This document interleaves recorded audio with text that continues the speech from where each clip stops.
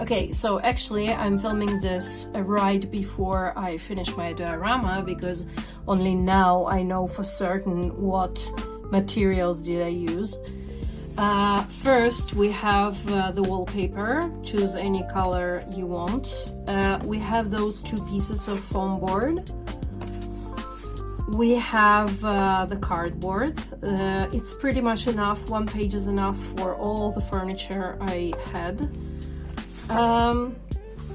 Maybe you will need 2 pieces of brown paper and this transparent plastic thing for the fridge, for the glass of the fridge. For the cakes, I used this clay. I really like to use that because it's soft and it's lightweight and crackless, and it's really comfortable to work with. Just as you see, it's simple clay for kids. I used those things. I have no idea what they are meant for. Maybe, I don't know, jewelry, but I used some of them for the decoration. I used a regular top coat nail polish to make the glaze on the donuts and some other pastry. That was used to make the candy canes. The Christmas decorations and ornaments are gonna be made from this, and those are going to be the balls. And some optional stuff. So the tube from this pen is going to be the marmalade jars. That thing, I have no idea what this actually is because I just found it, you know, lying on the street. I am going to wrap it with rope, and it will be a basket for the baguettes. These pieces of filler also go for the decor, for the cakes. If you don't have them, you can easily use something else. And for the wall decor, I have those printed, you know, pictures of hot cocoa and bakery. Here I have the prices. I made 2 different sizes, so I will see what fits better. And these are just nail decor things, and I like them because they have this wintry vibe. I'm going to put them on black surface just as they are here, and they're gonna be on my walls. For the colors, so I have the basic white, brown and black, and I have these colors as well. As you can see, I used really warm palette because all of these shades are very warm. We have saffron yellow, Heuser medium green, cocoa, Tuscan red, and traditional burnt sienna. Okay, here's the cabinet. This is an unassembled version, and that's the assembled one.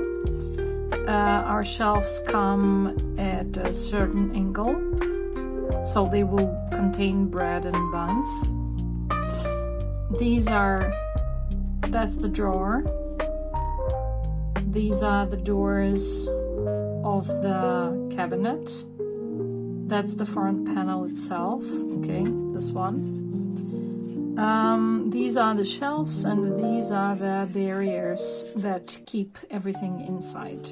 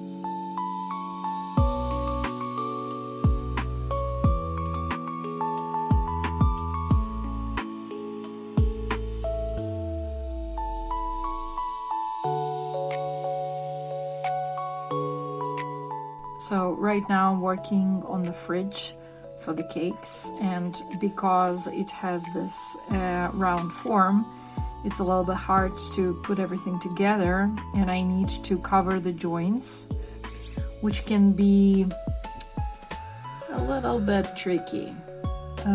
So I just cover them with pieces of paper because otherwise the glue stains will be very visible. The lower shelf is 8 by 4, the middle one is 8 by 3, and the top one is 8 by 2.5. This one is 8 by 1. So that's the fridge. So that's my counter. The top of the counter is 9, 9, 6, 5, and 3. The inner parts are 5, 6. The height is 5 centimeters. 4 by 5, 3 by 5. So that is how it's going to be with all the shelves together. Okay, I thought about making the wood a little bit more kind of decorated so it won't look just blank. So I'm using these stickers. They have a little bit of 3D effect, and when I paint, it will stick out. Now, if I didn't have those stickers, I would maybe use stickers for nail art, or I would just cut rectangular panels and glue them on the doors, and here in the middle, like maybe a frame or just a rectangular panel, and that's how I would make them a little bit more interesting.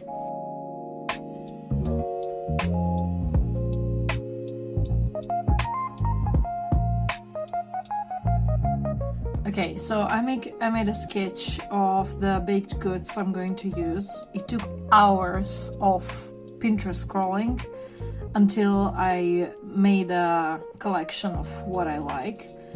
All the breads and pretzels will be here on the shelves.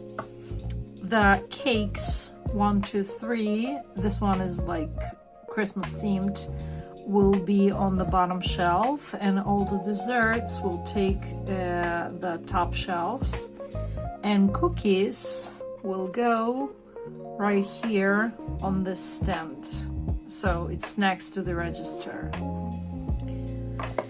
Now I'm going to sculpt all of them using clay, paint them like, and again, if you are into using polymer clay, you can use it too. In my opinion, I really don't have that much experience with polymer clay, so for me it takes much longer, and I just don't like to wait. So I'm just using regular clay and paint that afterwards. So let's go.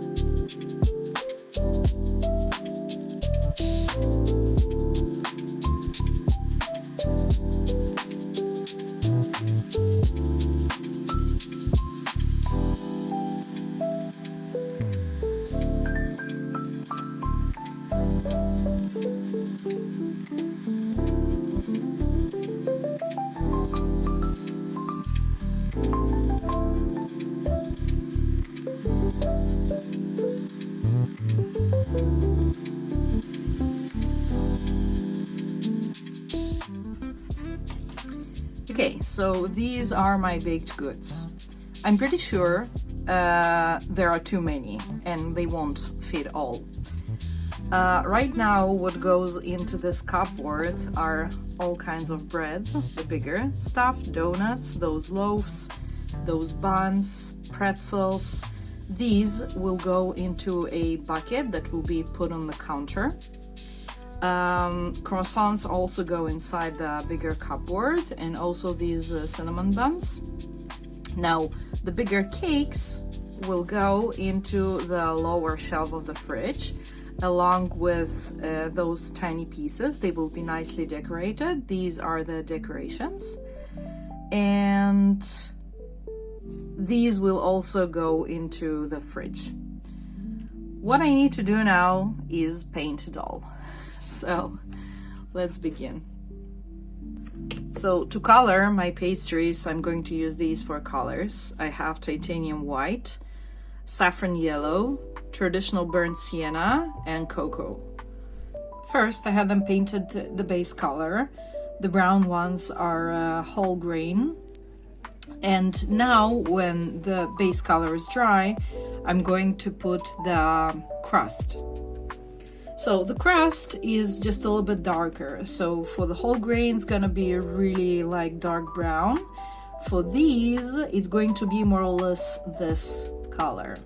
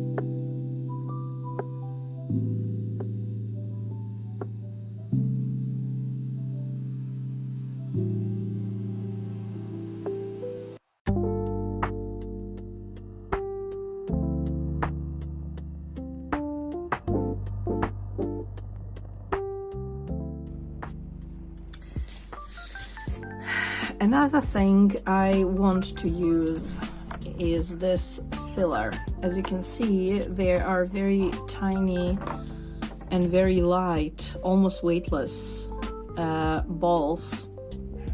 It's just filler for, I don't know, packages probably, but those are very small and it's very convenient to work with them. Just don't breathe too hard because they will fly all over the place. And I'm going to paint them. See, I told you it's just flying. I'm going to paint them brown and make them some kind of chocolate balls. So it's gonna be part of the decoration. brown or maybe red or green, because I feel that the size fits my pastry perfectly.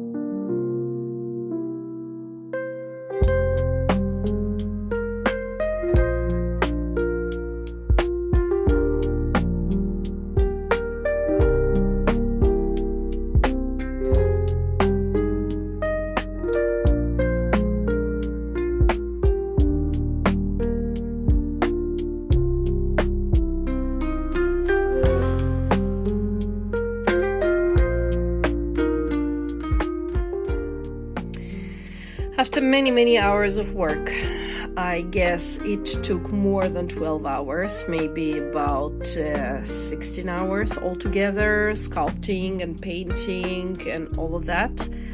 I have my pastry ready. So what we have here are buns and pretzels. We have Cinnabons. I covered them with nail polish so they will become glazed. Dark rye bread, braided bread, 2 different kinds, donuts, more white bread and baguettes, croissants, many different cookies, 2 cakes. So one, as you can see, it's a little bit like Christmas decorated. The second one is Oreo. Here we have eclairs. And here we have something that took about 50% of all the time, which is decorated pieces of cakes. It was a lot of work to make each one of them, but it was also fun.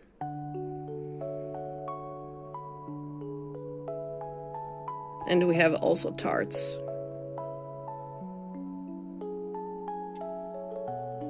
Okay, I pre-painted all the furniture black, and now I'm going to use this dark color, burnt umber, not mixed with anything, just to paint over it to create this effect of dark wood.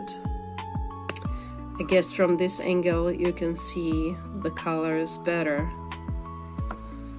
So you can see that I can apply more layers to make it browner.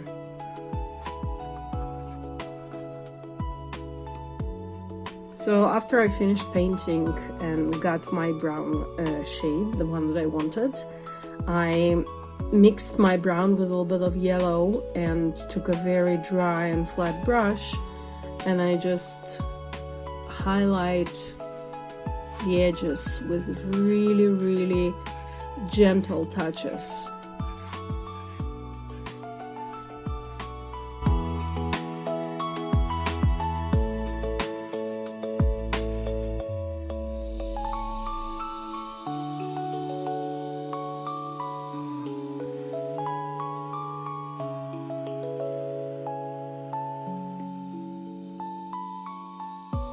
So after highlighting the decorations, I decided to go over with another thin layer of the original brown color, and it turns out pretty nicely because it brings back this juicy chocolate shade that I liked, and the highlights stay on, so definitely a good idea.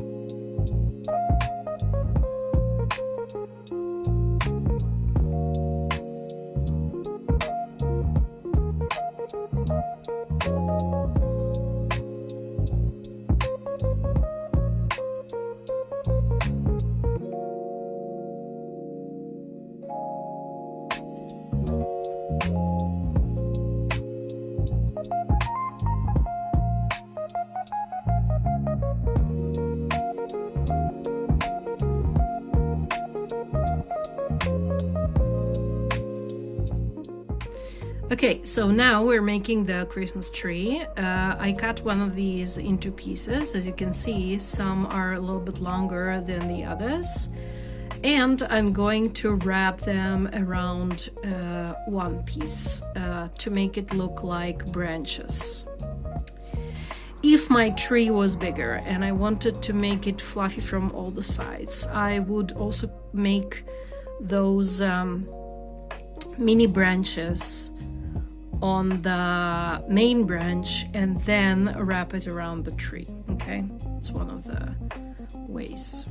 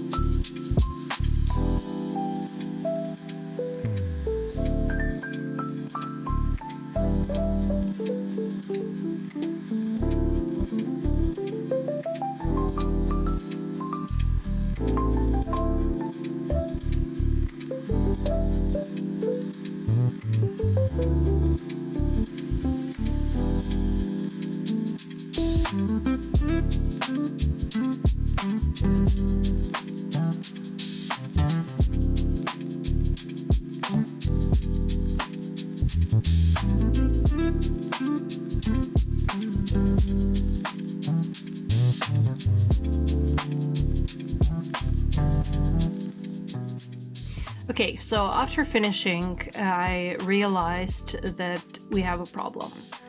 And the problem is that this corner is empty. So what can be done? I can cut the corner somehow. Let's say maybe like that. And it will first solve the problem. Second, it kind of repeats the form of the furniture and the form of the walls. So I'm gonna go for this.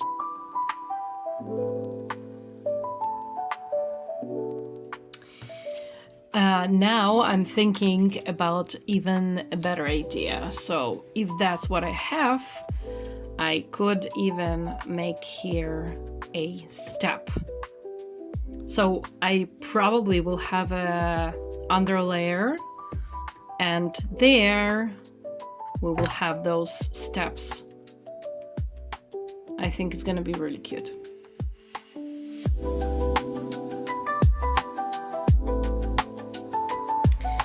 Okay, so I fixed the stairs, and what I'm doing right now, I want to cover the side of the foam board, and for that I'm using something that used to be a sushi mat, or just a regular mat you put under your plates on the table. They fit perfectly by the size and the color. If I didn't have them, I would use just another piece of our floorboards. Okay, I would just cut another one and paint it and use that to cover it. Right now it's finished, but I felt that it probably is missing red color to make it more Christmassy and festive. So I was thinking about adding some red ribbons. And I thought about putting one here, one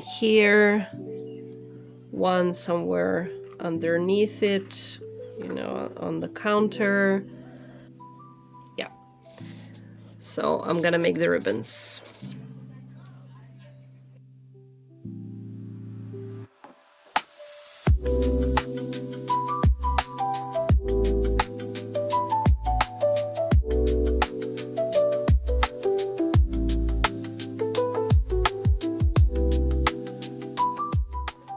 So that's the final look. I do think that those red ribbons complement the scene, and somehow they make the blue and the beige more vivid. So I'm glad I added them. So as you can see, this project is not very difficult in terms of skill, but it takes some time. And I think the result is amazing. So even if without those Christmas decorations, it still would be really pretty.